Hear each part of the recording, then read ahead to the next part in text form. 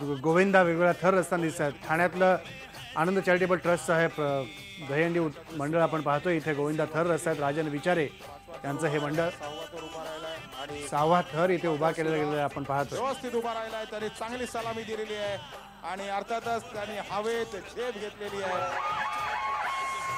या गोविंदा पथकाचे सगळे वरच्या थरातले जे चिमुरडे आहेत ते हवेने भ्रमण करण्याचे छान एन्जॉय करण्याचे आपण बघतोय आणि यंदाच्या या उत्सवाचे वैशिष्ट्य आहे। आपल्याला विचारे नगर जिल्ह्यात विचारे